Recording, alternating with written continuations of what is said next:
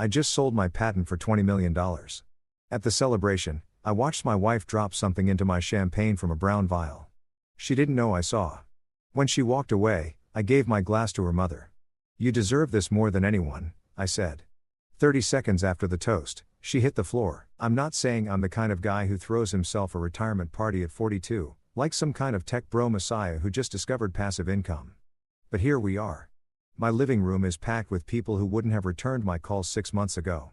And now they're all suddenly my biggest fans because I just sold my water purification micromembrane patent for $20 million cash plus royalties that'll keep rolling in like I'm collecting rent on oxygen itself. The deal closed last Tuesday. By Wednesday, my phone had more congratulatory texts than a quarterback who just won the Super Bowl. And exactly 0 of these people helped me when I was eating ramen in my garage lab at 2 o'clock in the morning trying to figure out why my prototype kept clogging like a gas station toilet. But whatever, I'm not bitter. I'm rich now. So, I'm allowed to be magnanimous and pretend I don't remember who called my project Marcus's expensive hobby or who suggested I get a real job when I was 3 years deep into development. Brittany, my wife, insisted we do this whole thing at the house with a caterer, a bartender who makes cocktails with names like The Innovator and Silicon Sip and enough artisanal cheese to bankrupt a small European nation. She said people expected me to cry, to give some emotional speech about the journey, about believing in myself when nobody else did. Honestly, I just expected cocktails and maybe some light jazz in the background while I nodded politely at people's fake enthusiasm. We got neither crying nor jazz, but we did get something way more interesting than either of those things. And that's why I'm currently standing in my kitchen holding a champagne flute and questioning every life decision that led me to marry someone who apparently moonlights as an amateur poisoner. It happens right before the big toast. Everyone's gathered in the living room and Brittany's doing her thing where she plays hostess like she's auditioning for a reality show about wealthy wives who lunch. She's got her hair done, nails done, wearing this dress that probably costs more than my first car, and she's working the room like a politician at a fundraiser. I'm over by the bar, and I reach for my glass, the one with the tiny chip on the rim that I've been using for years because it's comfortable and familiar, and I know for a fact I won't accidentally hand it to a guest because nobody wants to drink from chipped glass here except apparently me. It's like my security blanket except it holds alcohol and I'm a grown man. So, let's call it what it is, a habit. That's when I see it. Brittany leans in close to my glass, looks around like she's checking for security cameras at a bank she's about to rob and pulls out this little brown vial from her clutch. Not a perfume vial, not essential oils. This thing looks like it came from a Victorian apothecary or maybe from some sketchy website that also sells healing crystals and instructions on how to fake your own death. She squeezes a few drops into my champagne, swirls it with her finger, which gross, unsanitary, and also literally attempted murder, and then places the glass back on the bar like she just garnished it with a lemon twist instead of whatever the hell was in that dropper bottle. Now, I'm not a paranoid person by nature. I don't think the government is tracking me through my dental fillings. And I don't believe that birds are drones or whatever conspiracy theory is trending on Twitter this week. But when your wife of 8 years casually seasons your drink like she's adding hot sauce to tacos, that's not an act of love. That's not oops, I thought that was simple syrup. That's premeditated something. And that something rhymes with homicide and probably comes with a 25 to life sentence if you get caught. Rule number 1 in the handbook of how not to get murdered by someone you share a mortgage with is this. When they start accessorizing your beverages without your knowledge, it's time to pay attention. I don't say anything. This is critical. I don't gasp. I don't point. I don't yell, "What the hell was that, Brittany?" Like we're in some daytime soap opera. I just clock it. File it away in the part of my brain that usually remembers passwords and grudges. And I keep smiling. I grab a napkin. I pretend to wipe my mouth. I act like I'm the same oblivious Marcus who doesn't notice when his wife rearranges the living room furniture or when she buys another purse that costs more than some people's monthly rent. The toast is starting. Everyone's gathering. Brittany's mom, Lorraine, is front and center, of course, because Lorraine has never met a spotlight she didn't want to stand directly under while talking about how we finally made it. Like she was in the lab with me at 3 a.m. troubleshooting membrane polymers instead of at the spa getting her 4th facial of the month. Lorraine's holding her own champagne flute and she's doing that thing where she's already tearing up even though nothing emotional has happened yet. Like she's method acting for an audience that doesn't exist. She's wearing heels so high I'm surprised she doesn't have a nosebleed. And she's clutching her designer handbag like it contains the nuclear codes. People are saying things. Congrats on the exit, Marcus. You deserve this, man. Always knew you'd make it. Lies. All lies. But I smile and nod because that's what you do at parties when you're rich and people want to be near you now. Tyler, my 14-year-old son, is standing off to the side looking vaguely uncomfortable in the button-down shirt Brittany forced him into. And he's got his phone out, probably texting his friends about how lame adult parties are. Kids, not wrong. That's when I make my move. Casual, smooth, like I've been planning it my whole life. I walk over to Lorraine and I say loud enough for people nearby to hear, "Lorraine, you deserve this more than anyone." And honestly, in a cosmic, karmic, ironic sense, that statement is true. If anyone deserves to drink from the poisoned chalice of their own daughter's greed and desperation, it's the woman who raised said daughter to believe that other people's money is community property. I hand her my glass, the chipped one, the one with the mystery drops. She looks confused for half a second, probably wondering why I'm giving her my specific glass instead of just grabbing her a fresh one. But then her face does this thing where she decides it's a gesture of affection or respect, and she takes it. She actually thanks me. "Oh, Marcus, you're so sweet," she says, like I just gave her flowers instead of swapping out what is very likely a lethal dose of something that doesn't belong in champagne. We all raise our glasses. Someone, I think it's Brittany's cousin, Derek, starts a speech about innovation and the American dream and other buzzwords that sound like they came from a LinkedIn motivational post. Everyone's smiling. Brittany's smiling. I'm smiling. Lorraine's smiling. We all drink. Well, most of us drink. I take a tiny sip from Lorraine's glass, which tastes like normal champagne. Slightly too sweet, definitely overpriced, but not murderous. Lorraine, on the other hand, takes a big gulp from mine because Lorraine doesn't do anything subtly, including consume beverages or spend money she doesn't have. 30 seconds. That's how long it takes. She's mid-laugh at something dear Eric said, and then her face changes. It's not subtle. It's not like, "Oh, I feel a little dizzy." It's like someone unplugged her from the wall.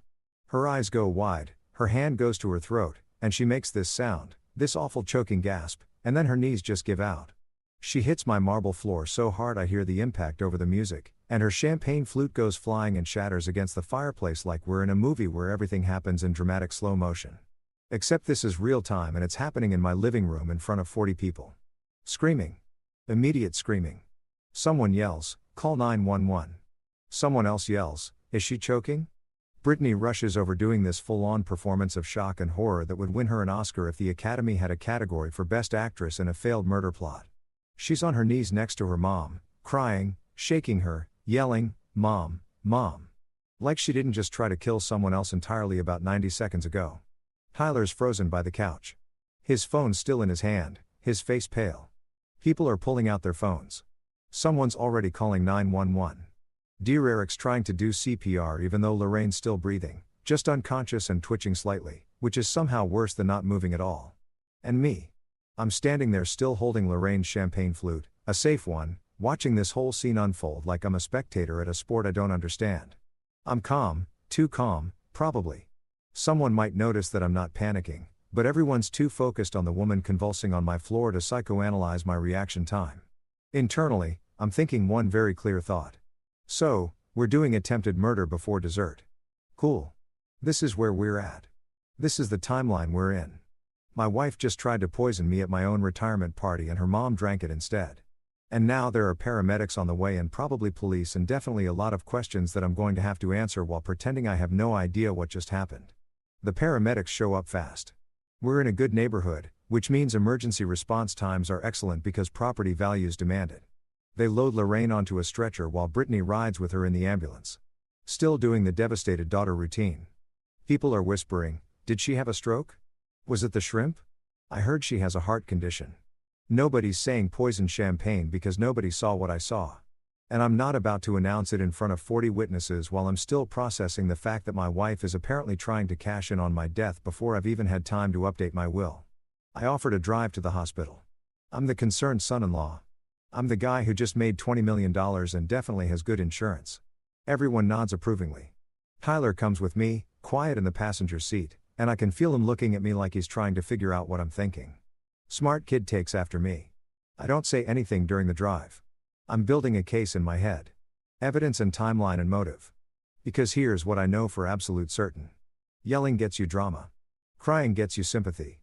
But paperwork, documentation, evidence that gets you justice, that gets you consequences, that gets people prison sentences they can't cry their way out of. And right now, Sitting in my car, driving to the hospital where my mother-in-law is being treated for poisoning that was meant for me, I decide something simple and clear. I'm not going to yell. I'm not going to confront. I'm going to smile and document and build a case so airtight that when this all comes out, and it will come out, nobody will be able to say I overreacted or misunderstood or imagined things.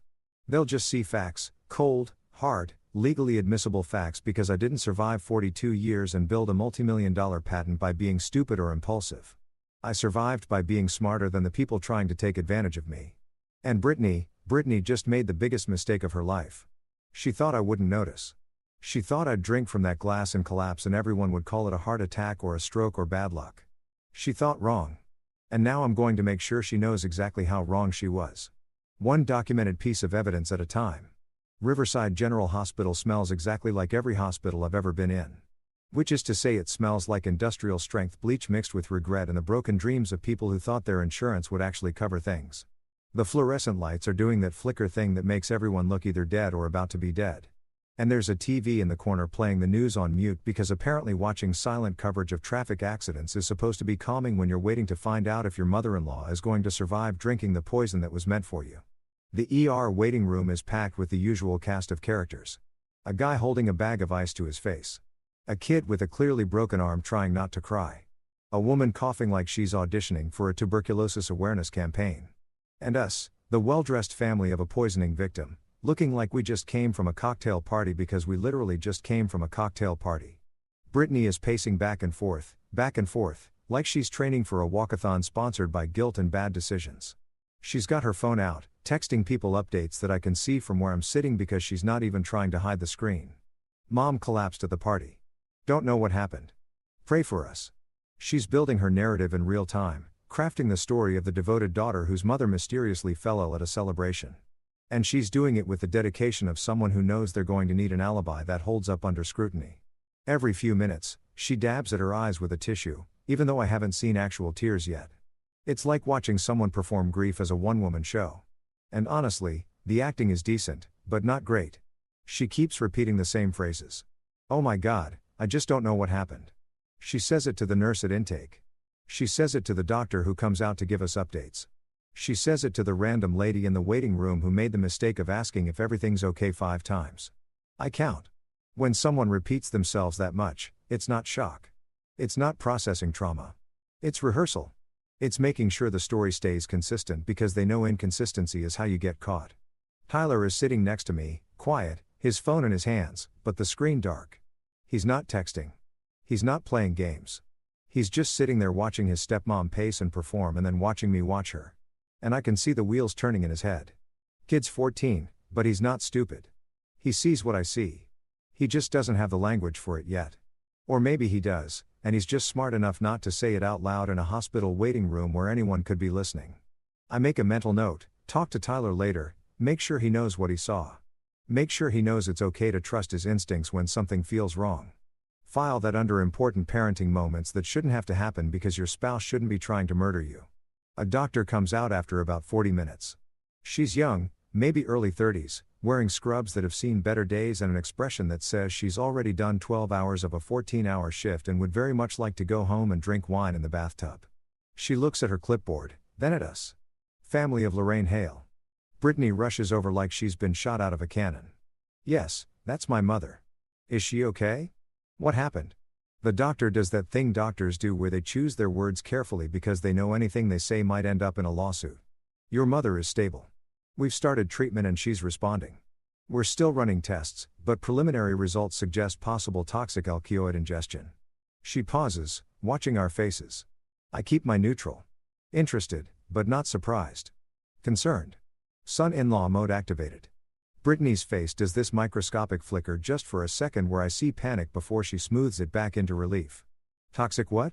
She asks, and her voice has this edge to it that's trying to sound confused but lands somewhere closer to defensive. Alkaloid, the doctor repeats. It's a type of compound found in certain plants. Definitely not food poisoning, which was our first thought given the party setting. This was something more specific. We're running a full toxicology panel to identify exactly what we're dealing with, but the reaction time and symptoms are consistent with something like aconite or a similar neurotoxin. She looks at all of us. Did your mother consume anything unusual? Any herbal supplements, Tease, something from a non-commercial source? Brittany shakes her head vigorously. No, nothing. She just had champagne. That's it. She's talking too fast. People who are innocent don't talk that fast when answering simple questions. People who are innocent take a second to think, to consider, to make sure they're being accurate. People who are guilty already have their answer ready because they've been rehearsing it since the moment things went wrong. I step in, voice calm, measured, like I'm simply trying to be helpful. She only took one sip of the champagne. Doctor, maybe two. Super fast reaction, right? Like less than a minute. The doctor nods slowly. Yes, that's consistent with acute poisoning from a concentrated source. If it was ingested, it would have been in whatever she drank most recently. I let that sit there. I don't add anything. I just nod like I'm processing information. Brittany freezes for half a beat. Just half a second where her entire body goes rigid and her eyes lock onto me like she's trying to read my mind through my skull. Then she recovers. Champagne? You think it was the champagne? That's crazy. Everyone was drinking champagne. Nobody else got sick. Her voice has gone up half an octave. Defensive. Yeah, I say and I smile at her. Just a small smile. Friendly, supportive husband smile. Crazy. The doctor says Lorraine is being moved to a room and will be staying overnight for observation.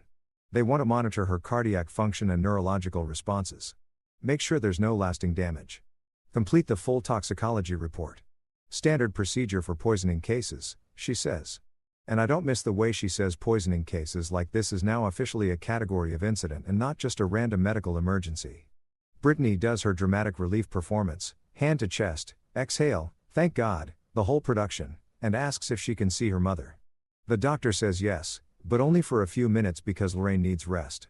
Brittany rushes off down the hallway following a nurse and I'm left standing there with Tyler and the young doctor who looks at me with an expression I can't quite read. You're her son-in-law? She asks. I nod. And you were at the party? Another nod. Did you notice anything unusual? Anyone who might have had access to the drinks? It's a careful question. She's fishing. I can tell this doctor has seen enough weird stuff in the ER to know that accidents at family parties sometimes aren't accidents. Nothing I can think of, I say, but I'll definitely give it some thought. If I remember anything, who should I talk to? She hands me a card. Not her card. A card for hospital security and a number for the police non-emergency line just in case, she says. With this type of poisoning, we're required to file a report. Someone from the police department might want to ask some follow-up questions. I take the card. I thank her. I act like this is all routine and expected and not at all the beginning of a criminal investigation into my wife's attempt to widow herself before she hits 40. Tyler and I sit back down in the waiting room. He's staring at his shoes. I'm staring at the muted TV where a weatherman is pointing at a map of rain clouds. Finally, Tyler speaks quiet enough that only I can hear. Dad, that was weird, right? The thing she said about the champagne. I look at him. Really look at him. My kid, smart, observant, probably going to need therapy after this whole thing is over, but at least he's paying attention. Yeah, buddy. That was weird. He nods slowly. Are you okay? He asks. And the fact that he's asking me, the adult, the parent, the person who's supposed to have everything under control. If I'm okay tells me exactly how not okay this whole situation feels to him. I'm fine. I tell him, which is a lie, but also the only answer I can give right now. But I need you to do me a favor. I need you to remember everything you saw tonight. Everything. Don't talk about it with Brittany or Lorraine or anyone except me. Can you do that? He looks at me for a long moment and I see the exact second where he stops being a kid and starts being a witness. Yeah, he says. I can do that. Brittany comes back 20 minutes later. Her mascara is smudged now. Actually smudged, which means she's been doing some real crying, or at least some aggressive eye rubbing to make it look like she's been doing real crying. She's awake. Brittany says she's confused, but she's awake. She doesn't remember what happened. Convenient, I think. Out loud, I say. That's good that she's awake. I mean, the memory thing will probably come back. Brittany sits down next to me and here's the thing that's absolutely wild. She puts her hand on my knee like a comfort gesture, like we're a team, like she wasn't trying to kill me 4 hours ago. I'm so glad you're here, she says. And her voice is soft, tired, vulnerable, Oscar-worthy. Truly, I don't know what I'd do without you. And that's when it clicks into place for me. Really clicks in a way that's crystal clear and cold as ice. This woman sitting next to me, touching my knee, looking at me with those big concerned eyes. She's not relieved that her mother survived. She's assessing. She's watching me. She's trying to figure out if I'm dizzy, if I'm showing symptoms, if maybe I drank from that glass after all. And the poison just hasn't kicked in yet. She keeps glancing at my hands to see if they're shaking. She's studying my face for signs of distress. She's waiting for me to collapse because in her mind, in her plan, I was supposed to be the one on that stretcher. I was supposed to be the one in the hospital bed with the 4 and the heart monitor and the toxicology report. And now she's sitting here recalculating, trying to figure out what went wrong, trying to decide if she needs to try again or if this failed attempt means she needs to pivot to plan B. I squeeze her hand. Supportive husband. We'll get through this. I tell her together. She smiles at me, relieved, and in that smile, I see everything I need to know. She thinks she's safe. She thinks I don't know. She thinks she still has time to fix this, to try again, to find another way to turn my $20 million into her $20 million. What she doesn't know, what she can't know yet, is that the temperature in my chest has changed. It's gone from shock to surgical. From reactive to strategic, from I can't believe this is happening to I'm going to document every single move you make from now until the day they read your charges in court. We drive home an hour later. Tyler falls asleep in the back seat.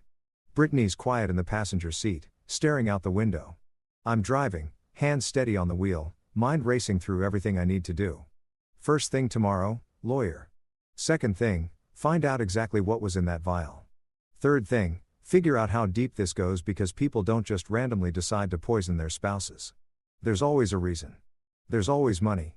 And that's when I start doing the math in my head. Brittany's boutique that's bleeding money. Lorraine's multiple mortgages. The designer lifestyle that requires 6 figures minimum just to maintain. And I realized something that should have been obvious from the start. My wife didn't try to kill me because she hates me. She tried to kill me because she needs me dead. Because dead husbands come with life insurance and marital assets and sympathy and social capital and no prenup enforcement. Dead husbands are profitable. Living husbands with $20 million and a valid prenuptial agreement. Not so much. This wasn't rage. This wasn't passion. This was accounting. This was a spreadsheet with my name in the liability column and her name in the beneficiary row. And now that I see it, I can't unsee it. Now that I know, I can't unknow it. Now that I understand exactly what I'm dealing with, I can plan accordingly. Because if there's one thing I'm good at, it's solving problems. And Brittany just became a problem that needs solving. We get home around midnight and the house still smells like the party. Leftover catering, expensive candles, and the faint chemical tang of whatever cleaning product the crew used to mop up my mother-in-law's collapsed site, which is a sentence I never thought I'd have to construct, but here we are. Brittany goes straight upstairs without saying good night, which is fine because I'm not exactly in the mood for pillow talk with someone who recently tried to poison me. Tyler mumbles something about being tired and heads to his room. And I'm left standing in my kitchen surrounded by the aftermath of what was supposed to be a celebration and turned into a crime scene that nobody except me seems to recognize as a crime scene. I go to my office, close the door, lock it. New habit as of tonight, and pull out a bottle of bourbon from the cabinet behind my desk. It's the good stuff, the kind I save for actual celebrations or exceptionally bad days. And I'm pretty sure my wife tried to murder me with botanical poison at my retirement party qualifies as an exceptionally bad day. But here's the thing. I don't just open it and pour. I check the seal first. I examine the cap. I hold it up to the light and look for anything that seems off, any sign that someone's tampered with it because apparently this is my life now. I'm a 42-year-old man who just made $20 million and I'm inspecting my own bourbon like I'm a detective in a noir film.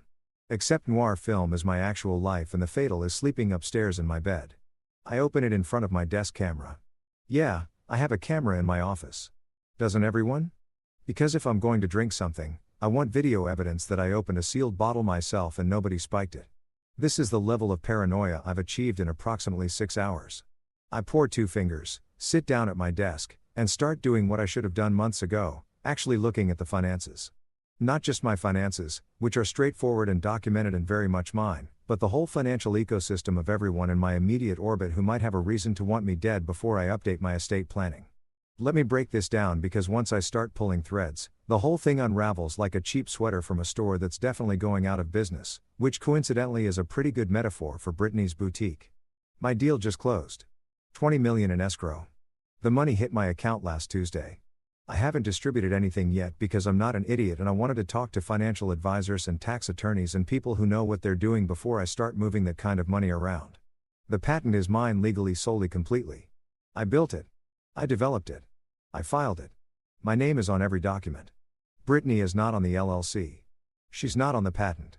She's not on anything related to my actual business because we have a prenup signed 8 years ago before we got married because I was already working on the prototype and my lawyer said, protect your intellectual property. And I said, okay, because I'm capable of listening to professional advice. The prenup is pretty clear. What's mine is mine. What's hers is hers.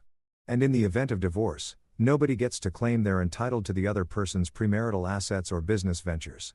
It's not romantic, but neither is bankruptcy court. And I was 26% more naive 8 years ago, but still 26% smarter than the average person who gets married without any financial protection. So legally, Brittany has no claim to my patent money. Zero. Zip. Nada.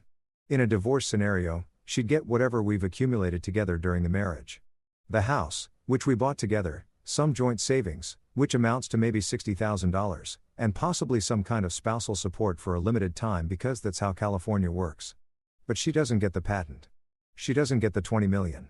She doesn't get the royalties that are going to keep coming in for the next decade at minimum. Unless I'm dead. See, if I'm dead, everything changes. If I'm dead before I update my will, which I haven't done yet because the money just hit and I was planning to deal with it next week, then my current will from 3 years ago is still active. And that will, which I wrote back when I thought my wife actually loved me and wasn't auditioning for the role of Black Widow in a true crime documentary, leaves everything to Brittany. Everything. The house, the money, the patent rights, the royalties, the whole enchilada. Because that's what you do when you're married and you think you're going to grow old together and maybe retire to some place with a beach and good health care. You make your spouse the beneficiary. You trust them. You assume they want you alive more than they want you dead and wealthy. But now I'm looking at Brittany's boutique, Lux Theory. And let me tell you about this business on Instagram. It's thriving. Constant posts about sold out items and exclusive drops. And thank you to our amazing clients. Lots of photos of Brittany in designer outfits standing in front of brick walls looking like she's about to revolutionize the fashion industry. Lots of engagement from accounts that I'm 90% sure are bots because nobody really uses that many flame emojis unironically. But in QuickBooks and yes, I have access to the business financials because I'm technically a silent partner, which means I gave her startup money 4 years ago and occasionally check to make sure we're not hemorrhaging cash. The real story is very different. The boutique is bleeding money, not like a small cut, like a severed artery. Monthly losses averaging $12,000. Revenue is inconsistent at best. Expenses include rent on a retail space that's way too expensive, inventory that doesn't move, a social media manager who charges $3,000 a month to post pictures, and something called brand development consulting that costs $5,000 monthly, and as far as I can tell, involves a woman named Sage telling Brittany that her energy needs to be more aligned with abundance. The boutique is a vanity project that's become a financial black hole. And every month I've been covering the losses because that's what you do when you're married to someone who has a dream and you have the money to fund it. But the deal was always that once the boutique became profitable, Brittany would pay back the startup money and we'd consider the loan settled. Except it's never become profitable. Not even close. And now I'm looking at 4 years of losses that total somewhere north of $300,000, which is a lot of money to spend on what is essentially an expensive hobby that requires a storefront. Then there's Lorraine. Oh, Lorraine. I pull up what I can find about her financial situation, which isn't everything because she's not my wife and I don't have direct access to her accounts, but I know enough from conversations and things Brittany has mentioned. And that one time Lorraine got drunk at Thanksgiving and started complaining about interest rates. Lorraine has a condo. Sounds nice, right? Except she has 2 mortgages on it. Not a mortgage and a home equity line of credit. 2 full mortgages, which means at some point she refinanced, pulled out cash, spent that cash, and then took out another loan using the same property. The condo is underwater. She owes more than it's worth, and she's making payments on both loans barely, from what I understand. She also has a Mercedes, the S-Class, fully loaded, gorgeous car. Costs about $900 a month for the payment plus insurance plus premium gas because Lorraine doesn't do regular unleaded. And then there are the credit cards, multiple credit cards. I don't know the exact balances, but Brittany mentioned once that her mom was consolidating debt, which is code for transferring balances between cards and hoping nobody notices that the problem is getting worse, not better. And here's my favorite part, spa financing. I didn't even know this was a thing. Apparently, you can finance cosmetic procedures and spa treatments and facials and whatever else wealthy women do to avoid looking like they're aging naturally. Lorraine has a payment plan for her face, for her actual face. This is money borrowed to maintain an appearance that suggests she has money, which she doesn't, which is why she needs to borrow money, which creates this beautiful circular logic that ends with her daughter trying to poison me. And then there's Andre. Andre is Brittany's cousin, sort of second cousin, maybe. The family tree is unclear, and I stopped trying to map it out after the third explanation that involved people I'd never met. Andre describes himself as an entrepreneur and a business consultant. But what Andre actually is, based on my observations and some very careful questions I've asked over the years, is a loan shark with business cards and a LinkedIn profile. He loans money to people in the family when they can't get traditional loans because their credit is destroyed or they're already maxed out everywhere else. He charges interest rates that would make a payday loan company blush. And according to a conversation I overheard 6 months ago when Brittany thought I was in the garage, Andre is currently helping the family with some temporary bridge capital, which is fancy language for loaning money that needs to be paid back with substantial interest or else. So, let me paint you the full picture here because once I see it all laid out in front of me, it's so obvious. I can't believe I missed it. Brittany's boutique is failing. Lorraine is drowning in debt. Andre is circling like a shark waiting to collect. And then I sell my patent for $20 million. $20 million that legally belongs to me alone because of the prenup. $20 million that Brittany can't touch in a divorce, but could absolutely access if I died before updating my will. And suddenly, from their perspective, I'm not Marcus the husband or Marcus the son-in-law. I'm Marcus the solution. I'm Marcus the walking ATM machine that just needs to stop walking so they can make a withdrawal. If I die tragically, heart attack, accidental poisoning, stroke, whatever story they want to sell, Brittany becomes the grieving widow. She inherits everything. The house, the cash, the patent rights, the royalty stream. She pays off her boutique debt, her mother's mortgages, Andre's loans. She's suddenly solvent and sympathetic. She gets sympathy casseroles and GoFundMe donations and people saying she's so strong and at least he left her well taken care of. She gets to play the role of the woman who lost her husband right when their life together was about to get good. And people eat that story up. Nobody suspects the widow. Nobody investigates the wife who cries at the funeral and talks about how much she loved him and how unfair life is. This wasn't rage. This wasn't a crime of passion. This wasn't even personal really. This was accounting. This was a spreadsheet analysis that determined I was worth more dead than alive. I was an asset that needed to be liquidated. And the fact that I'm sitting here in my office alive drinking bourbon from a bottle I had to safety check like I'm the president's food taster means that their accounting was wrong. They miscalculated. They didn't factor in the possibility that I'd notice that I'd see that I'd swap the glasses and save my own life while accidentally saving Lorraine's in the process. Which is ironic because I'm pretty sure Lorraine was in on this plan given how fast she's accumulated debt and how convenient my death would be for her financial situation, too. I finish my bourbon. I pour another one still from the sealed bottle, still on camera, and I start making a list, not a revenge list, not an angry list, a strategic list, a documentation list. Because here's what I know about problems.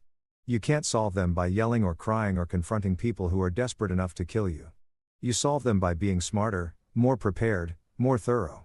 You solve them by building a case so solid that when everything comes out, nobody can deny it. Nobody can spin it. Nobody can say it was a misunderstanding or you're being paranoid. I'm going to need my lawyer. I'm going to need financial records. I'm going to need to move my assets into accounts and trusts that Brittany can't touch even if I die tomorrow. I'm going to need security cameras. I'm going to need witness statements. I'm going to need that toxicology report on Lorraine. I'm going to need everything documented and time-stamped and notarized and legally airtight because I'm not just protecting my money. I'm protecting my life.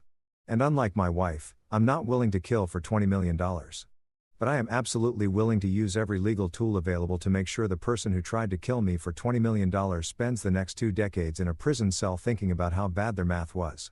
I wake up at 7 a.m. to the sound of the doorbell, which is annoying because I didn't fall asleep until 3 o'clock and I spent most of that time mentally cataloging every financial crime my wife and her family have probably committed in the last decade.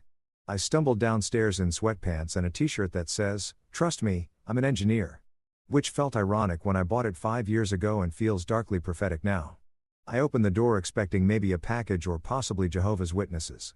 And instead, I get Brittany and Andre standing on my porch at 9 o'clock in the morning holding a bag from the fancy bakery downtown and wearing expressions that can only be described as, "We're here to help you whether you want help or not." Brittany's got the bag of Quaisonans held out in front of her like a peace offering, which is hilarious because Quaisons are prop food. Kiss-ins are what you bring when you're about to deliver bad news or ask for something unreasonable or apparently try to convince someone to sign away their freedom. Nobody shows up at 9 a.m. with pastries unless they want something. And the more expensive the pastries, the bigger the ask. These are like $8 croissants. I'm in trouble, baby, Brittany says. And her voice has that sickly sweet tone that means she's been practicing this conversation.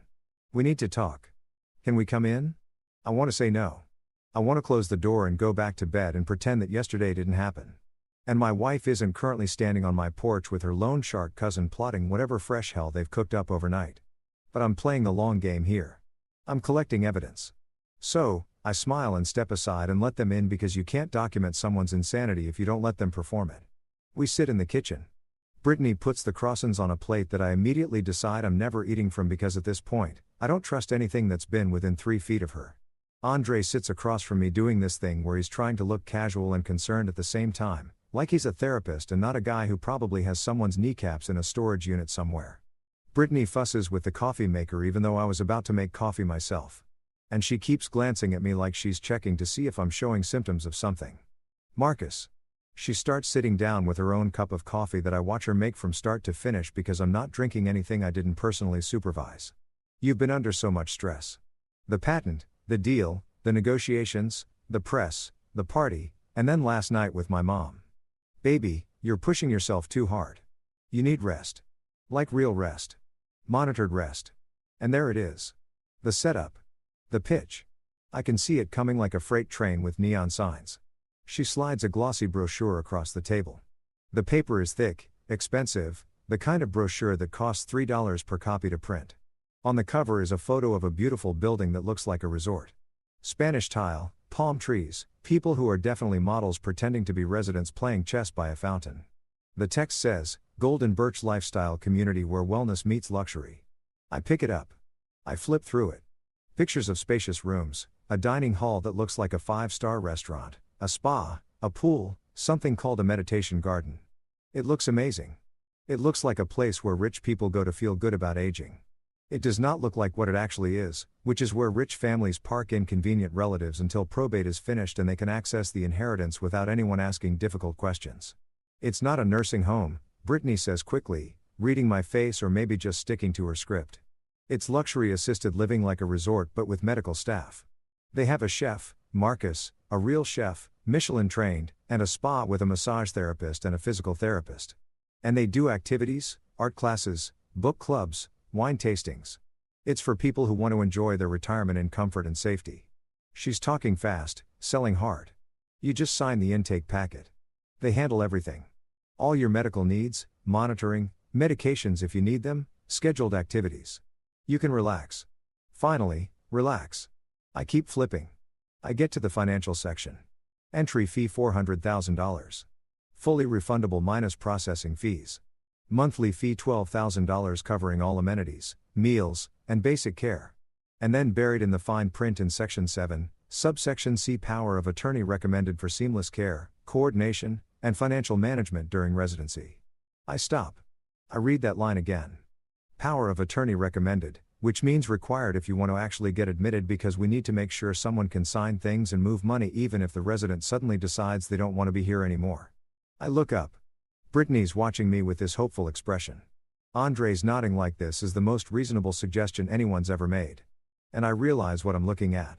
This isn't a care facility. This is a cage. This is a legal mechanism to take control of someone's finances and medical decisions under the guise of helping them. You sign the power of attorney. You sign the intake forms. They take the $400,000 entry fee. And suddenly you're a resident who needs care. And your wife has the legal authority to make all your decisions for you, including whether you're allowed to leave. Power of attorney, I say, keeping my voice mild, curious, not accusatory. So that means whoever I designate can sign for me, move funds for me, speak to doctors for me, make medical decisions for me, admit me against my will for my own safety, and keep me there even if I say I want to leave. That kind of spa. Brittany's smile falters for just a second. Don't make this adversarial, Marcus. This is about your health, your well-being. We're worried about you. Andre jumps in and his voice has this fake soothing quality like he's trying to talk someone off a ledge. Brother, nobody's taking advantage of you here. We just need to get in front of any medical issues before they escalate. Be proactive. After last night, with the stress and everything, we just want to make sure you're taken care of, protected, safe. After last night, I repeat slowly, when your future mother-in-law almost died from drinking the glass that was meant for me, the temperature in the room drops about 40 degrees. Brittany's face goes pale. Andre stops mid like someone hit pause on a video. We all just sit there breathing in that sentence, letting it hang in the air like smoke. Brittany recovers first. What are you talking about? That's crazy. That's Marcus. Are you hearing yourself? My mother had some kind of reaction. Maybe an allergy. Maybe a stroke. The doctors are still figuring it out. Nobody was trying to hurt you. That's paranoid. She looks at Andre. See, this is what I'm talking about. This is why he needs professional help. He's not thinking clearly. And there it is, the narrative pivot. I'm not the target of attempted murder. I'm paranoid. I'm confused. I'm not thinking clearly. I need professional help, which conveniently involves signing over power of attorney and $400,000 and my ability to make my own decisions. This is the escalation. This is them realizing that the poison didn't work and now they need plan B, which is to legally incapacitate me by convincing everyone that I'm mentally unfit. I'm thinking very clearly, I say. My voice is calm. Too calm. Probably the kind of calm that makes people nervous because it means you're not reacting emotionally. You're calculating. I'm thinking that you want me to sign paperwork giving you control of my medical decisions and my finances. I'm thinking that you want me to pay $400,000 to live in a facility where I can't leave without permission. I'm thinking that this conversation is happening less than 24 hours after someone put poison in my champagne glass. I'm thinking all of that very clearly, actually. Andre stands up. He's a big guy, maybe 6'2", and I can tell he's used to using his physical presence to intimidate people. Look, man, you're upset. You're stressed. We get it. But you need to calm down and think about what's best for everyone here. Your wife is trying to help you. Your family is trying to help you. Don't make this harder than it needs to be. Or what? I ask. I stay seated. I don't move. Or what, Andre?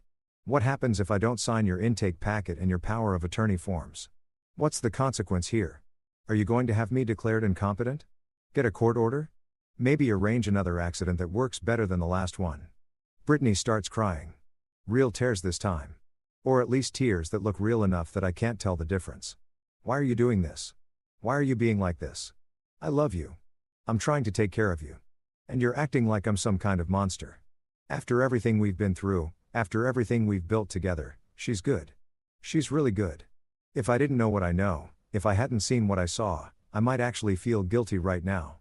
But I did see. I do know. And I'm not signing anything. I think you should leave. I say. I stand up. I walk to the front door and open it. Take your quiescence. Take your brochure. Take your power of attorney forms and leave. Andre looks at Brittany. Brittany looks at Andre. There's a whole conversation happening in that look. Some kind of silent communication about whether they should push harder or retreat and regroup. They choose retreat. Smart. Because pushing harder right now would reveal too much, would show their hand too clearly. They need me to think this is about concern and care, not about control and money.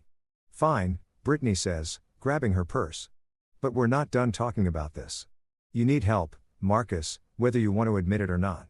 She walks past me without looking at me. Andre follows, and as he passes, he leans in close and says quietly, "You're making a mistake, brother. A big one." It sounds like a threat. It probably is a threat. I close the door behind them. I lock it. I lean against it and let out a breath I didn't realize I was holding. Tyler comes down the stairs in his pajamas, headphones around his neck. "Was that Brittany?" he asks. I nod. What did she want?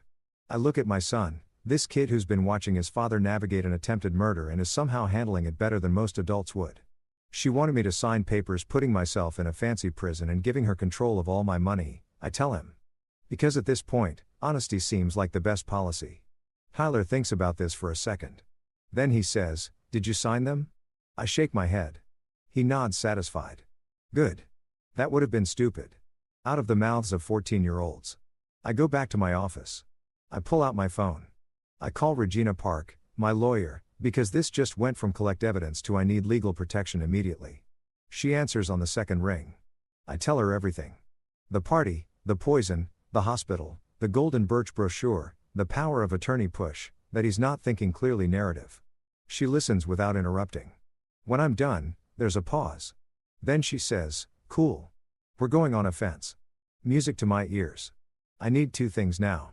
Witnesses that I'm completely mentally competent and legal structures that make it impossible for Brittany or anyone else to control my money or my medical decisions. I need documentation that I'm not confused, not declining, not in need of a conservatorship or guardianship or whatever legal mechanism they're planning to use to lock me up in gold and birch. I need proof stamped and notarized and legally binding that I am a functioning adult who can make my own decisions, and I need it yesterday. How fast can you make this happen?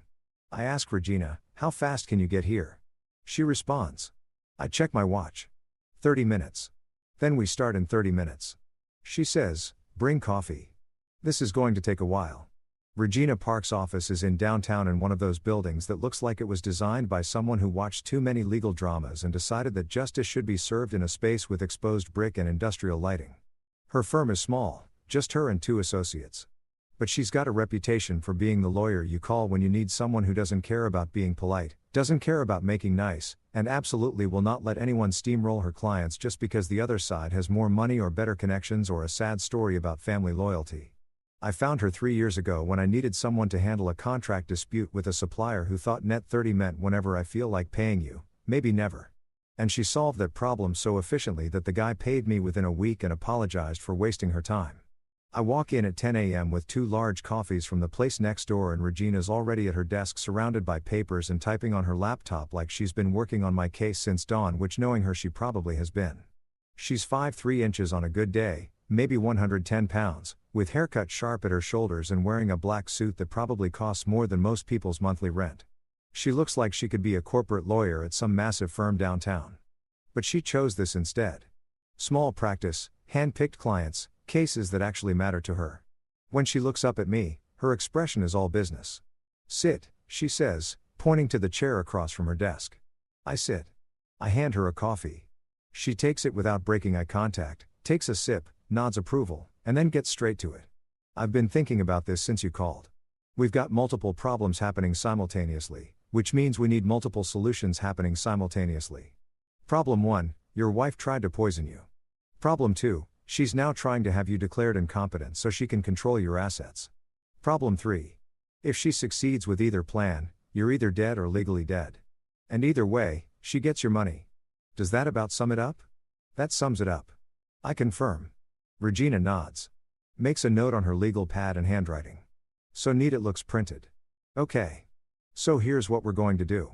And we're going to do all of it today because I don't trust that your wife isn't going to escalate again tonight. Step 1. We get you a full neurocognitive assessment from an independent geriatric psychiatrist. Not your regular doctor, not someone Brittany could claim as biased.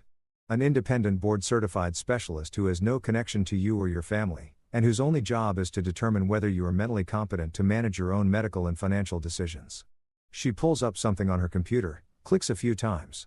I have a guy, Dr. Richard Chun. He's testified in about 50 conservatorship cases. He's never been successfully challenged on his assessments. He's expensive, but he's worth it.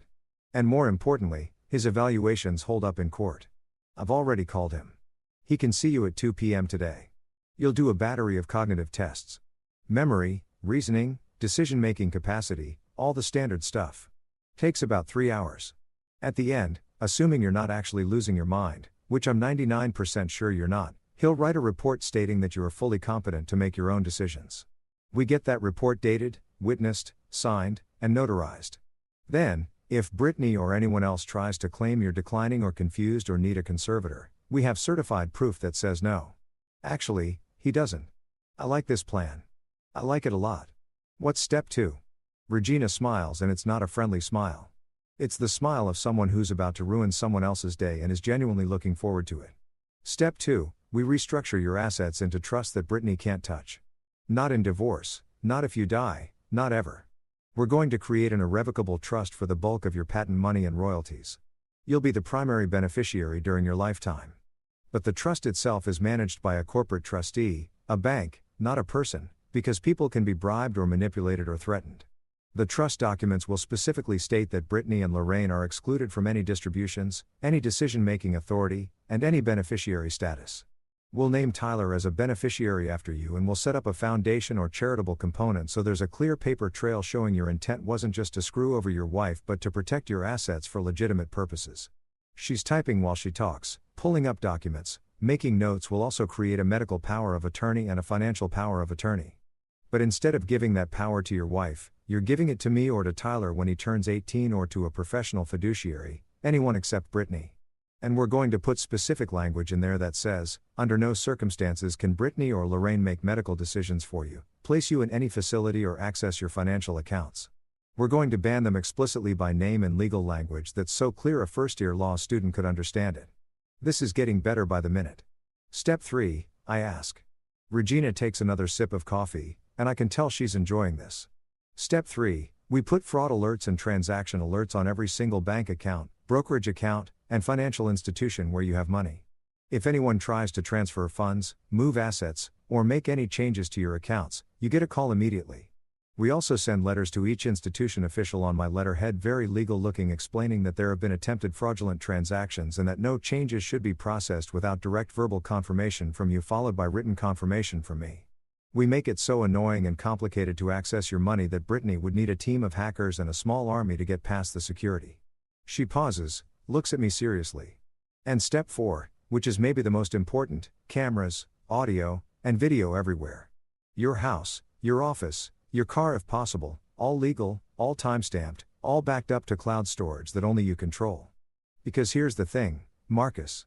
Right now, it's your word against hers. She says you're confused. You say she tried to poison you without evidence. It's he said, she said. And unfortunately, worried wife trying to help declining husband is a more sympathetic narrative than husband accuses wife of murder. But if we have video of her attempting to access your accounts, audio of her trying to coerce you into signing documents, footage of her doing literally anything that supports your version of events, then it stops being a credibility contest and starts being a criminal case. I'm nodding along, mentally checking off each item. This is exactly what I need. Not emotion, not drama, not confrontation, strategy, documentation, legal protection so airtight that Brittany would need to be a significantly better criminal than she actually is to get through it. How long does all this take? I ask. Regina checks her watch. The assessment is at 2. That's 3 hours. So, you're done by 5. I've already started drafting the trust documents. I'll have them ready for review by tomorrow morning. The power of attorney paperwork I can have done today. The fraud alerts we can place right now as soon as you give me account numbers. The cameras you can order online and have installed by tomorrow if you pay for rush service. So realistically 48 hours and you're protected. 72 hours and you're bulletproof. What about the police? I ask because this is the question that's been bothering me since last night. When do we involve law enforcement? Regina leans back in her chair, fingers steepled like she's a movie villain, explaining her master plan. Except in this case, the master plan is keeping me alive and sending my wife to prison. The hospital already filed a report because of the toxicology results. That means there's going to be a police investigation whether we want one or not. What we need to do is make sure that when the detective assigned to the case calls you, you're prepared. You don't volunteer information, but you don't hide anything either. You answer questions truthfully. You provide evidence when asked. You let them build their case. She pulls out a business card, slides it across the desk to me. This is Detective Camilla Reyes. She works financial crimes and elder abuse. I already called her this morning, told her we might have a situation involving attempted murder and financial coercion of a vulnerable adult. I raise my eyebrows. I'm not a vulnerable adult. I'm 42. Regina gives me a look that says I'm being deliberately obtuse. In legal terms, anyone who's being targeted for their money by family members can be classified as vulnerable, especially if there's an attempt to have them declared incompetent. It's not about your actual age or capability. It's about the fact that someone is trying to exploit you. And elder abuse statutes in California apply to anyone over 40 who's being financially exploited by a caretaker or family member. So yeah, technically you qualify, and that's good for us because elder abuse is taken very seriously by the DA's office. They prosecute those cases aggressively. She stands up, walks over to a file cabinet, pulls out a folder that's already labeled with my name, which means she really was working on this since dawn. Detective Reyes is good. She's smart, she's thorough, and she doesn't let people manipulate her with tears and family drama. When she calls, and she will call probably in the next day or two, you tell her everything. The champagne, the swap, the hospital, the Golden Birch ambush, all of it. You give her copies of everything we're creating, the cognitive assessment, the trust documents, the power of attorney, the fraud alerts. You make her job as easy as possible. Because the easier you make it for her to build a case, the faster Brittany ends up in handcuffs. I leave Regina's office with a folder full of documents to review. A 2 p.m. appointment with Drive Chun. And for the first time since the party, a sense that I'm not just reacting to attacks, but actually building a defense. No, not a defense. An offense. Because defense is what you do when you're trying not to lose. Offense is what you do when you're planning to win. And I'm planning to win so decisively that Brittany won't just lose access to my money. She'll lose her freedom, her reputation, and any chance of ever trying this with someone else. I get to Dr. Chin's office at 1:45 because I'm the kind of person who shows up early to things, which is probably why I'm successful, and Brittany is trying to murder me for money instead of just earning her own. The office is in a medical building near the hospital. All beige walls and generic landscape paintings and magazines from 6 months ago. Dr. Chun himself is maybe 60. Asian guy with glasses and a calm demeanor that makes you feel like he's seen every kind of cognitive problem imaginable. And yours, whatever it is, doesn't surprise him. The assessment is exhausting in a way I didn't expect. It's not physically hard, but mentally it's like running a marathon while someone asks you to solve math problems. Memory tests where he gives me lists of words and asks me to repeat them back immediately. Then again 5 minutes later. Then again 20 minutes later. Problem-solving exercises where I have to figure out patterns and sequences of numbers or shapes. Questions about current events, recent presidents, basic geography. Tasks where I have to draw a clock showing a specific time. Copy complex figures. Explain the meaning of proverbs. He asked me to count backward from 100 by 7s, which sounds easy until you're doing it out loud and your brain keeps wanting to take shortcuts. 3 hours later, I'm done. Dr. Chun reviews his notes, types something into his computer, and then looks at me over his glasses. Mr. Hale, I'm going to be very direct with you. Based on this assessment, you show no signs of cognitive impairment, dementia, or any condition that would prevent you from managing your own affairs. Your memory is excellent. Your reasoning is sound. Your decision-making capacity is intact. If someone is trying to have you declared incompetent, they're going to have a very hard time doing that with this evaluation on record. He prints out a report 10 pages long, full of scores and analysis and medical terminology, and signs it with a flourish. I'll have the notarized version sent to your attorney by end of business today. I thank him, shake his hand, and walk out of that office feeling like I just passed the most important test of my life. Because I did. I just proved in legally binding medical terms that I'm not crazy. I'm not confused. I'm not declining. I'm a fully functional adult who's being targeted by people who want my money. And now I have documentation that says exactly that. I text Regina, assessment done. He says, I'm competent. Report coming today. She texts back immediately. Perfect. Come by tomorrow at 9 o'clock. We'll sign the trusts. Then we go to war. I drive home smiling because for the first time since I watched my wife poison my champagne, I feel like I'm not the one in danger anymore. She is. Here's the thing about catching criminals. You can't just wait for them to confess. You have to create situations where they incriminate themselves, where their own greed and desperation lead them directly into a trap they don't see until it's already closed around their ankles. This is basically what phishing is, except instead of using worms, you use fake bank accounts. And instead of catching base, you catch your wife committing felony fraud. Same principle, different application. I'm sitting in my office at 8 a.m. the next morning with Regina on a video call, and she's walking me through what she's calling the honeypot strategy, which sounds like something from a spy movie, but is actually just a very elegant way to get Brittany to commit crimes on camera while thinking she's being clever. We need her to actually attempt to access your money, Regina explains. And she's got that look on her face that lawyers get when they're about to do something technically legal, but definitely morally questionable. Right now, we have suspicion. We have the poisoning, which is good, but that's going to be hard to prove was intentional unless we get a confession or find the vial with her fingerprints. What we need is a clear, documented, undeniable fraud attempt that shows intent to steal your assets. Something where her fingerprints, literal or digital, are all over it. So, here's what we do. I go to a bank I don't normally use, a branch of Pacific Western that's across town, nowhere near my usual Wells Fargo. I walk in, I tell them I want to open a new checking account, and I deposit exactly $100. That's it. $100. The account comes with a debit card, online banking access, the full setup. To anyone looking at the paperwork, it appears to be a legitimate active account. It's just that instead of containing $20 million, it contains enough money to buy a decent dinner for two if you skip dessert. Meanwhile, Regina drafts what she calls a durable power of attorney document. It looks official. It looks comprehensive. It's got all the right legal language, the proper formatting, the stamps and seals and signatures that make it appear like it's giving someone specifically whoever I designate broad authority over my financial affairs. Except here's the beautiful part. It doesn't. The language is very carefully crafted to only give access to this one specific checking account at Pacific Western account number ending in 7734 and nothing else. It specifically forbids any movement of securities, property, patents, royalties, or any other assets. It auto-expires in 90 days and buried in Section 12 subsection F in language that requires a law degree to fully parse. It says that any attempt to exceed the authority granted in this document constitutes fraud and nullifies the entire agreement. It's bait, Regina says, and she sounds genuinely pleased with herself. Anyone who reads this carefully will see it's limited. But anyone who's desperate and greedy and just looking for access to your accounts, they'll see power of attorney, and think they hit the jackpot. They'll skip the fine print. They'll assume it's broader than it is. And when they try to move money from your actual accounts, the ones not mentioned in this document, we've got them on fraud, clear, documented, prosecutable fraud.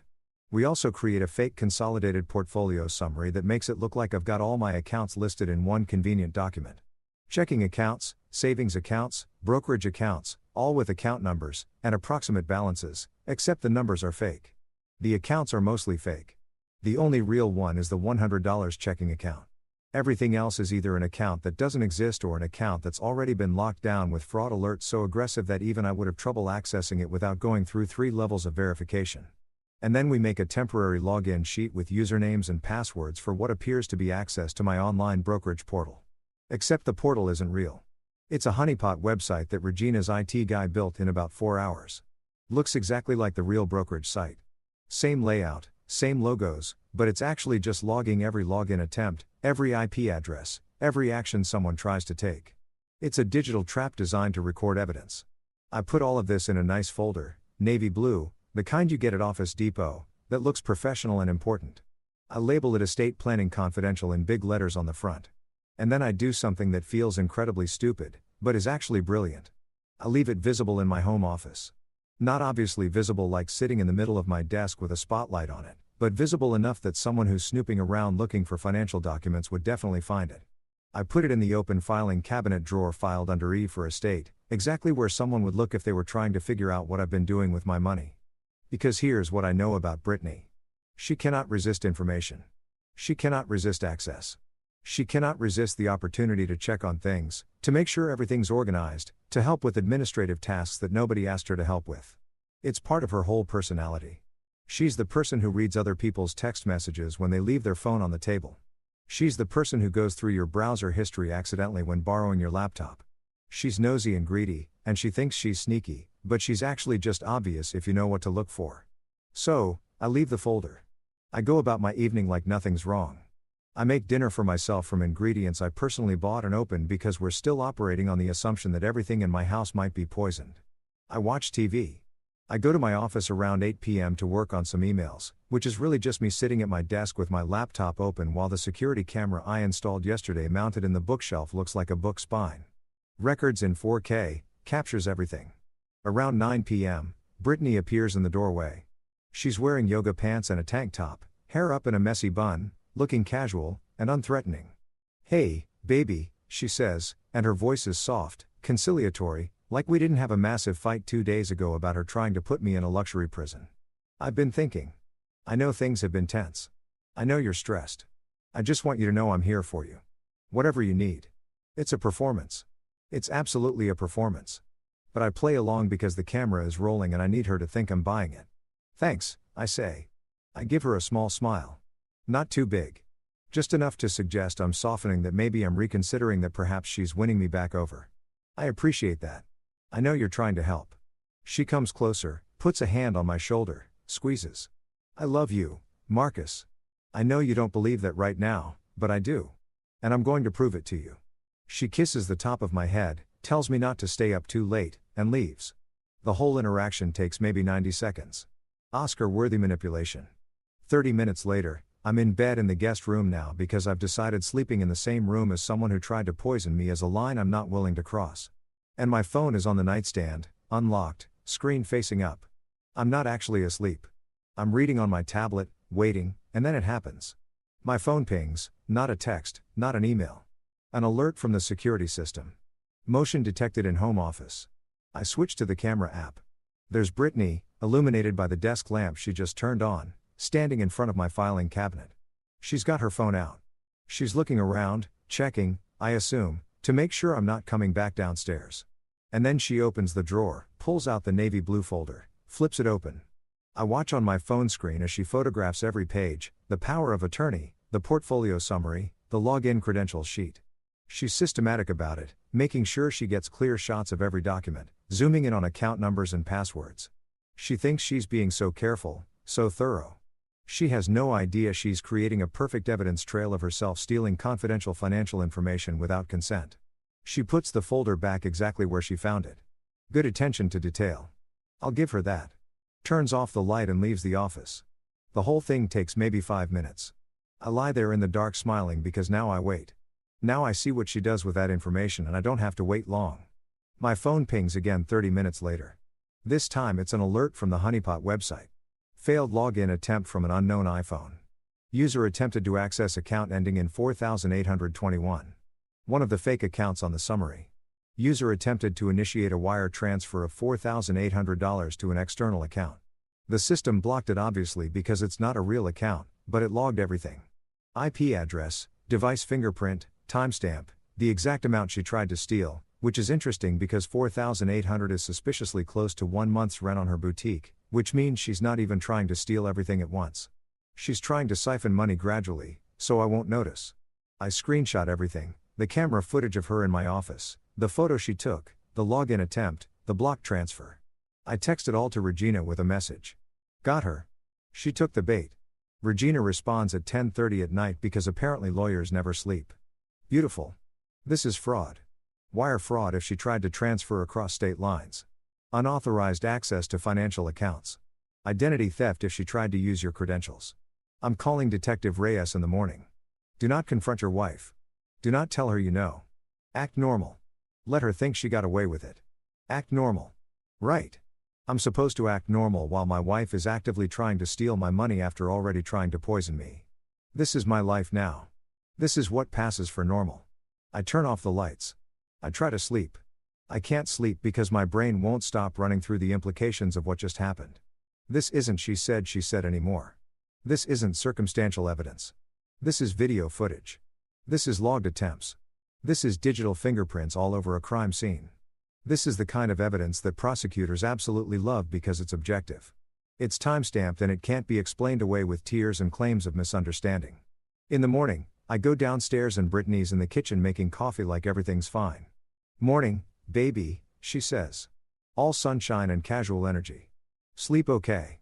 I pour myself coffee from the pot I watch her make, even though I'm still not fully convinced she won't poison the coffee. And I say, yeah, fine. You? She nods. Great. Hey, I was thinking we should do something this weekend. Maybe drive up the coast, get away for a couple days, just the two of us. Reconnect. She's trying to get me out of town, away from my lawyer, away from my security system, somewhere remote where if something happened to me, it would look like an accident and there'd be no cameras to prove otherwise. Maybe, I say noncommittally. I've got some meetings this week I need to prep for. Let me check my calendar. She smiles, but I can see the frustration behind it. Her timeline is slipping. The poison didn't work. The golden birch ambush didn't work. The account access didn't work. She's running out of options and running out of time. And she knows it. What she doesn't know is that every move she makes now is being documented, logged, and turned into evidence that's going to be used against her in court. What she doesn't know is that I stopped being the victim about 3 days ago. Now I'm the prosecutor. Now I'm building the case. Now I'm the one in control. And when this all comes out, when Detective Reyes shows up with handcuffs and a warrant, Brittany's going to realize that the biggest mistake she made wasn't trying to kill me. It was underestimating how thoroughly I document her trying to kill me. Because I didn't survive 42 years and build a multi-million-dollar patent by being careless. I survived by being meticulous. And right now, I'm being very, very meticulous about making sure my wife goes to prison for a very, very long time. You ever have one of those mornings where you wake up and realize your life's become a true crime episode narrated by a voice that sounds suspiciously judgmental? Yeah, that was me. My house still smelled like burnt nerves and betrayal when Detective Camila Reyes showed up the next morning. She was early 30s, Latina. Common that way. Only people who have seen genuine chaos can be. Hair tied back, no nonsense posture, and eyes that scan like she was downloading the entire room straight into some government-grade cloud storage. She didn't knock timidly either. It was a confident triple tap, followed by Mr. Hale. Detective Reyes, Riverside PD. That's cop code for I already know everything and I'm here to confirm how stupid everyone else looks. I opened the door, holding a mug I didn't plan to drink from because trust issues now come in caffeine form, and said, "You're either my guardian angel or my new therapist." She gave me a look that said, "Neither." Inside, she glanced around, eyes pausing on the kitchen counter where 3 different bottles of water stood sealed like evidence exhibits. "You taking hydration seriously, huh?" she asked dryly. "These days," I said. "Trusting unsealed liquids is basically a hobby for people who don't want to see next Tuesday." She almost smirked. Almost. We sat in my living room where my entire life now looked like a high-end panic room. Security cameras, motion sensors, files stacked neatly like trophies from the Don't Die Olympics. Reyes pulled out a small notepad. "Walk me through it from the start," she said, voice low but precise like a surgeon who cuts with words. So I did. I told her about the party, the glass, the dropper, the fainting act, the ER, the suspicious rest home pitch, the bait count, the midnight phone alerts, everything. She didn't interrupt, didn't gasp, didn't overreact. She just wrote in shorthand like she was already 3 moves ahead. When I mentioned the chipped glass, her pen paused. "You still have it?" she asked. "Yeah," I said, walking her to the kitchen freezer like a man proudly showing off leftovers that could win a case. Inside, next to a frozen lasagna, sat a Ziploc bag with the bottle and the chipped flute sealed inside. "You watch too many legal thrillers," she said, eyebrows up. "You have no idea," I replied. She pulled out a pair of latex gloves from her pocket because of course she came prepared. Sealed the bag inside an evidence pouch, labeled it, and said, "We'll run this. If it's what you think it is, we'll know in 48 hours. The calm in her tone was unsettlingly confident. Then she asked for the rest. The screenshots, the login attempts, the fake Golden Birch documents, my notarized mental evaluation, the trust paperwork that legally exiled my wife and her mother from anything that had a $sign on it. I laid it all out on the coffee table. The way she flipped through those documents, you could almost hear justice stretching its legs. When she reached the section titled Asset Protection Trust, Disqualified Beneficiaries, she looked at me and said, "You wrote this yourself. Drafted it." I corrected. "My lawyer, Regina, polished it." She gave a tiny nod of approval. "You're more organized than half the detectives I know." I took that as a compliment and said, "Thanks. It's what happens when your family turns into a business case." Reyes flipped another page and let out a breath. "Okay," she said. "I'm going to be straight with you. From what I'm seeing, you're not paranoid. You're preemptive. And that's the only reason you're alive. Now, when a detective says something like that, you don't laugh. You just let the weight of it sit there, heavy and oddly validating," she went on. "The vial, if it's what I think, could be Ite monkshood used in some herbal poisons. Hard to trace, fast acting. If that's confirmed, this moves from suspicious to straight up attempted murder." "Neat," I said. Deadpan, so normal marriage stuff. She cracked the smallest grin. "You'd be surprised how often I hear that." We went over timelines, who poured what, who moved when.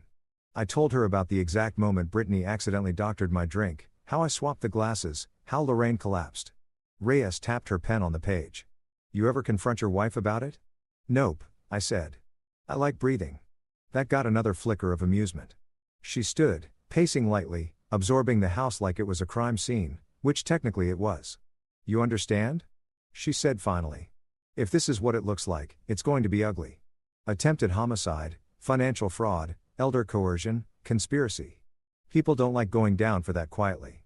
I leaned back, hands behind my head. "Yeah, but they also don't like getting caught trying to make a loved one their early retirement plan." Reyes looked at me for a beat, then asked, "You still living with her?" "Hell no," I said. "She's been bouncing between her boutique and her mother's condo, probably practicing her grieving widow face in the mirror." Reyes scribbled that down, then said, "Okay, you're not under arrest, obviously. But I need you to understand, you're a witness now, a high-value one. That means you don't eat out.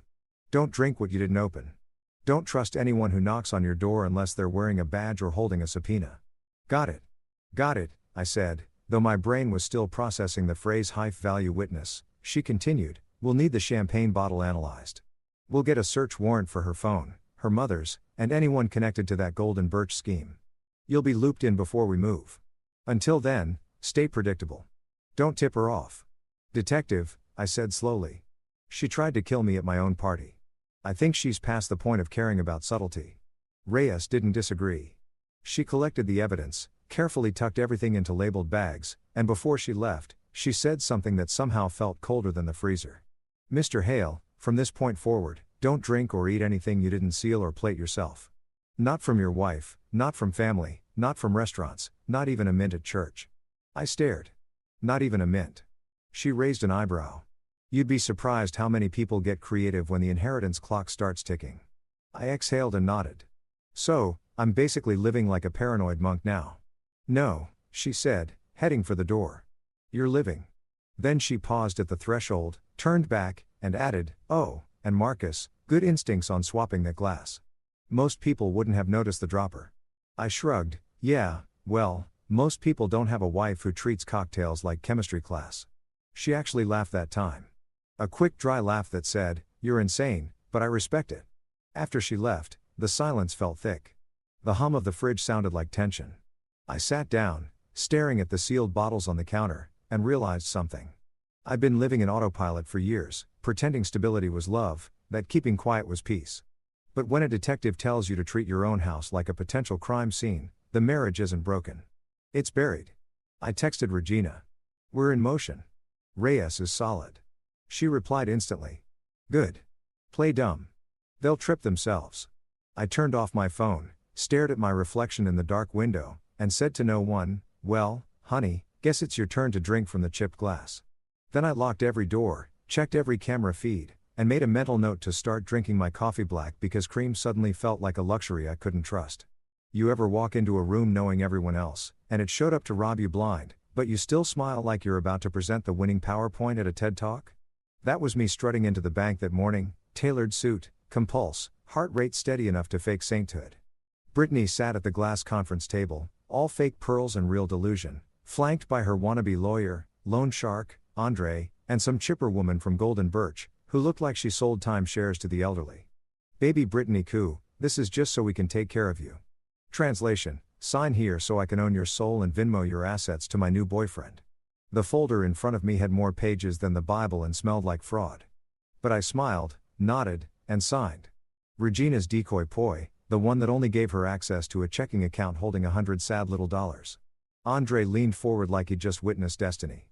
Brittany looked like she could taste victory, and the Golden Birch rep was already mentally redecorating my suite.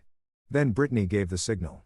We'll move $400,000 for the entry fee, she said, all sweet and confident. The branch manager, God bless his poker face, typed something, looked at the screen, and chirped, perfect. That'll come from account ending in 48-1 balance 100. Even the silence that followed was art. You could hear the sound of Brittany's brain buffering. Her fake smile faltered so hard, I almost felt bad for her. Almost. Then came the tap on the glass door. Detective Reyes, sharp as caffeine, stepping in like a walking verdict. Behind her, the bank's fraud investigator, all clipboard and calm doom. Mrs. Hale, Reyes said, voice crisp enough to cut marble. Thank you for demonstrating intent in a recorded financial institution. That saves us so much paperwork. Brittany's lips parted, trembling, her tone cracking. Wait, this isn't. He's confused. He doesn't understand what he's signing. And right there, I slid the neurocognitive assessment across the table, stamped and dated, the verbal equivalent of an Uno reverse card. Competent, it read, bold as gospel. Reyes smiled the way predators smile before pouncing. Brittany Hale, you are under arrest for attempted murder, attempted grand larceny, fraudulent access to a financial account, and elder coercion. Andre's chair squeaked as he leaned back like the walls were melting. The Golden Birch lady looked like she wanted to reincarnate as a house plant. Brittany sputtered, this is insane, Marcus. Tell them. But her voice cracked right over the sound of the cough snapping shut. I just looked at her calm as summer and said, oh, I'm telling them plenty. When they let her out of that bank, I swear the universe exhaled. Because for the first time in months, I didn't feel like prey. I felt like the man who built the trap and watched it close perfectly. You'd think after your wife gets arrested for trying to turn you into a Netflix docuer, life would get quieter. Nope. The universe looked at me and said, plot twist, pal. That night, My doorbell rang at 9:42 p.m., the universal time for bad decisions. Outside stood a woman in a lab coat that screamed, "Amazon discount medical cosplay." Flanked by two guys built like failed linebackers. "Mr. Hale," she said, flashing a clipboard. "I'm Dr. Simone. We received a welfare report about your cognitive state. We just need to do a quick evaluation. Translation: open up so we can drag you to a facility and liquidate your assets while you're drooling into a cup." I leaned against the door, smiling like a man who already installed 4K cameras and had a detective on speed dial. "Doc," I said. "You're about 3 IQ points short of believable. You're not my physician, and I already passed a cognitive assessment that would make Einstein jealous." She tried the sympathy angle, tilting her head, soft voice, the fake concern that usually works on people who still trust daytime TV. "We can make this easy, Marcus. You don't want this to escalate." "Oh, but I did." I told her through the door. "Perfect. I'll call Adult Protective Services for you." Her eyes flickered. The split-second panic of a scammer who realizes the mark brought receipts. 30 seconds later, my panic pendant went off, sirens in the distance, and the look on her face turned from smug to lawsuit. When the squad car lights hit my driveway, she tried to smooth things over. "We're just here to help," she muttered. "Lady," I said, "you showed up with 2 bouncers and a fake degree. That's not help. That's kidnapping with extra paperwork." Enter Detective Reyes again, stepping out of her unmarked car like divine intervention in leather boots. "Evening, Doc," she said, flashing her badge. "You got a medical license number I can verify?" Dr. Simone stammered something about confidential evaluation, which is cop. I'm about to lose my bail. The 2 bodyguards suddenly found the horizon fascinating. 5 minutes later, the cops detained all 3.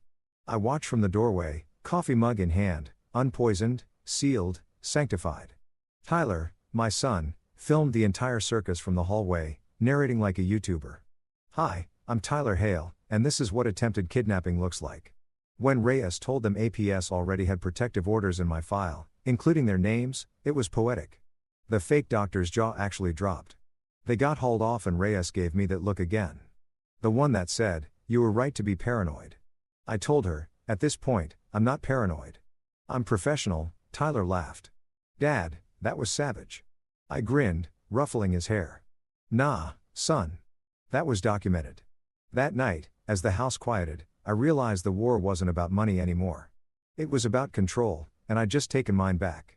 If justice had a playlist, mine started with the rhythmic squeak of courtroom chairs and ended with the sound of my ex-wife's freedom getting revoked in high definition. The day Brittany shuffled into court, she was dressed like a sad Pinterest board titled "Forgiveness Chic." Soft beige dress, demure pearls, and that tragic face people wear when they're rehearsing sympathy for the camera. Her lawyer did the whole misunderstanding between loving family members routine dripping with insincerity.